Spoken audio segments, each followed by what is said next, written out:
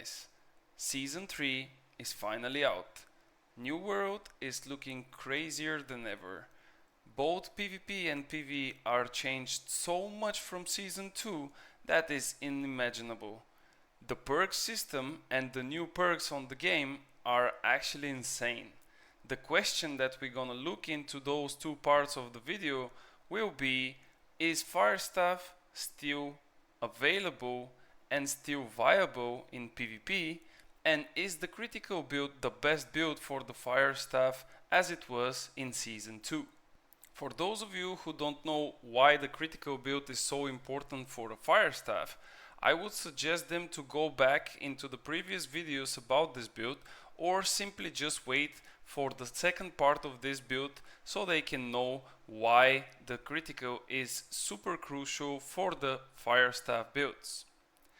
Now, in the part 1, I will just look into the gear that you need for the Season 3, and I would also show you a different perspective from what you usually can see on some streams.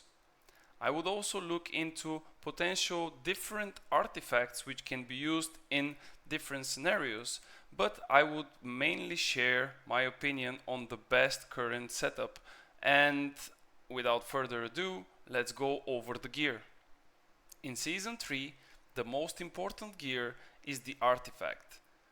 That's why we're gonna start up with the artifacts for the weapons, and the first one will be the Fire Staff. As we know, the artifact of the Fire Staff is scaling with strength, and it also deals strike damage, which is considered as physical. That's why this is not the best option for a Fire Staff, because you are losing all the potential bonuses from the intelligence. Since we're gonna run with Ice Gauntlet, we would definitely need the intelligence instead of the strength. For the Ice Gauntlet, unfortunately there is still no artifact, and that's why we're just gonna repeat the same items that we used in Season 2. The best Fire Staff would be looking like Keen, Vicious and Keenly Empowered, or in different scenarios you can use Keenly Jagged. And for Ice Gauntlet you are looking at Pylon, Vicious and Keenly Jagged. You can also replace the Keenly Jagged with attunement. For jewelries you have three different options. The first is the amulet, which many people consider the best jewelry in the game. It gives you increased healing of 50%, but decreases the potions healing by 50%. This amulet indeed is a super strong pick, but it mainly becomes strong on the melees, or let's say the bruisers and tanks. Since you are mage and you are fighting from distance, you should never rely on your healer to heal you and save you from danger. That's why I think that the best jewelry for the mage is the earring. It's placed at the end of the seasonal pass, and it's more specifically on level 100.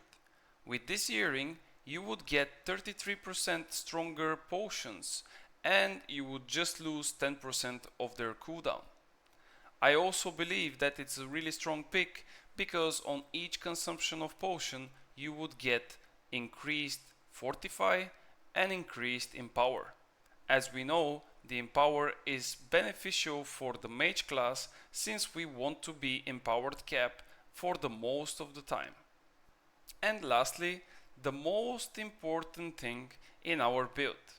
Here there are still debates which artifact should be used as an armor artifact. Many are saying that the medium chest, which is providing you extra percentages in refreshing, is the best choice for a mage. Also others are considering the boots, which are giving you fortify, empower and healing on dodge, to be the best boots in the game for light users. However, I'm coming with a different approach here. I will share with you something really tricky which many people don't know yet. If you look at the medium pants, which are received at the end of the new Season 3 MSQ, you would see that they give 10 attribute points to all your stats. However, this works a little bit different as it's said there. You will receive 10 bonus points on each of your attribute if you put a little bit of attributes in each of the different classes. This means that you should put a little bit of strength, a little bit of dex, a little bit of int, focus and con in order to gain those bonuses. The most interesting part is that if you receive the bonuses from all the different attributes, you would have a lot of benefits due to the fact that there is thresholds on 25 and 50 points. If we look at the threshold on strength for 25 and 50 points, we would see that we will receive an extra damage for light and heavy attacks. If we look at the bonus on the dex 25 points, we will see that we will have an extra critical chance. On the 25 of focus, we will receive an extra 5% cooldown reduction, something that is really beneficial for us since there is a limit of 4 refreshing perks. Also, the pants are giving an insane amount of attributes if you don't upgrade them. Yes, you heard it right. If you don't choose the last perk of the pants, you would receive 40 additional attribute points.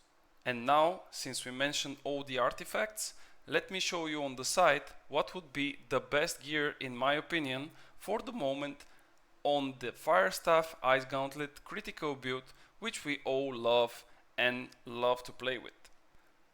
We would be looking at 4 health perks since we are losing 1 extra perk on the pants.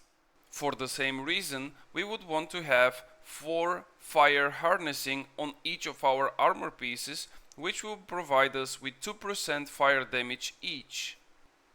As we are playing fire, it's must have to have the 2 perks of Fireball and Pillar of Fire, which leaves us with just a few slots left for which we're gonna use Refreshing, Enchanted Ward and the 1 aversion piece that it's already on our pants.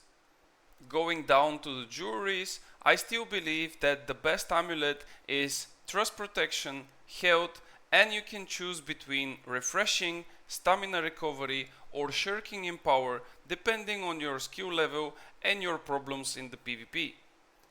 The best ring in my opinion would be the Champion's Ring if we just replace the Invigorated Punishment with Refreshing.